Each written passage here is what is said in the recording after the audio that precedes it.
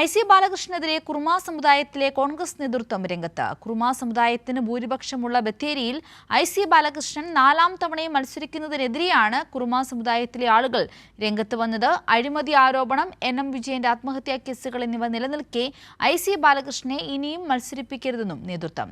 2 സംവരണ മണ്ഡലത്തിലും UDF വർഷങ്ങളായി കുറിച്യ സമുദായത്തെ പരിഗണിക്കുന്നുവെന്നും ആരോപണമുണ്ട്. ഇനി മത്സരിപ്പിച്ചാൽ കുറുമാ സമുദായം തിരിച്ചടിക്കുമെന്നും ഊരുമൂപ്പൻ. വയനാട് ജില്ലയിലെ 3 നിയമസഭാ മണ്ഡലങ്ങളിൽ 2 നിയമസഭാ മണ്ഡലത്തിൽ കഴിഞ്ഞ 15 വർഷമായി കുറിച്യ സമുദായത്തിൽ നിന്നുള്ള ആളുകളെയാണ് പരിഗണിക്കുന്നതെന്നാണ് കുറുമ സമുദായത്തിൽപ്പെട്ട ഊരുമൂപ്പന്മാർ പറയുന്നത്. കുറിച്യരെന്ന് പറയുമ്പോൾ ഇപ്പം 3ാം കൊല്ലം നിന്ന് കഴിഞ്ഞു. ഇനിയും അത് തന്നെ തുടരണമെന്നാണ്. ആദിവാസികൾ ഏറ്റവും കൂടുതലുള്ളത് ബത്തേരി നിയോജക മണ്ഡലത്തിലാണ്. കാര്യം എന്ന് പറഞ്ഞപ്പോൾ ഈ മുള്ളക്കുറുമ സമുദായത്തിലുള്ളത് അധികമുള്ളത് പിന്നെ ബത്തേരി നിയോജക മണ്ഡലത്തിലാണ്. അപ്പം എന്താ അവർക്കൊരു സീറ്റ് കൊടുക്കാത്തത്? 3 തവണ കുറിച്യ സമുദായത്തിൽപ്പെട്ട IC ബാലകൃഷ്ണനെ MLA ആക്കി.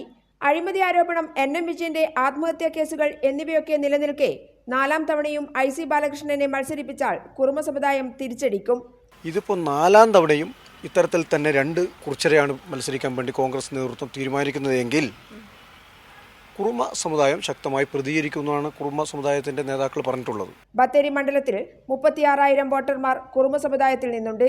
മണ്ഡലത്തിലെ ഏറ്റവും പ്രബലമായ സമുദായമാണ് എന്നിരിക്കെ ഇറക്കുമതി സ്ഥാനാർത്ഥികളെ ആവശ്യമില്ലെന്നും ഇവർ പ്രതികരിക്കുന്നു. കുറുമ സമുദായത്തിന് അർഹതപ്പെട്ടതാണ് സുൽത്താൻ ബത്തേരി മണ്ഡലം എന്നാണ് പറയാനുള്ളത്. കാരണം 2 മണ്ഡലമാണ് കേരളത്തിൽ സംവരണ ചെയ്യപ്പെട്ടിട്ടുള്ളത്. അതിൽ ബത്തേരിയിൽ കുറുമ സമുദായത്തിൽ കൂടുതൽ അംഗങ്ങളെ 36,000-ഓളം ജനസംഖ്യ ഉള്ളതാണ്.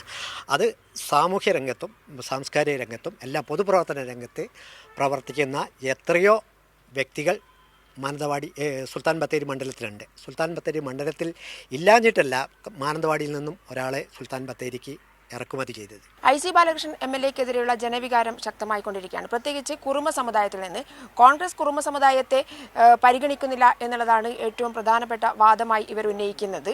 എന്തായാലും 2 മണ്ഡലങ്ങളിൽ 2 സംവരണ മണ്ഡലങ്ങളിൽ കുറിച്യ സമുദായത്തെ മാത്രം പരിഗണിക്കുകയാണെങ്കിൽ കോൺഗ്രസിന് അത് വലിയ തിരിച്ചടിയായി മാറാനാണ് സാധ്യത.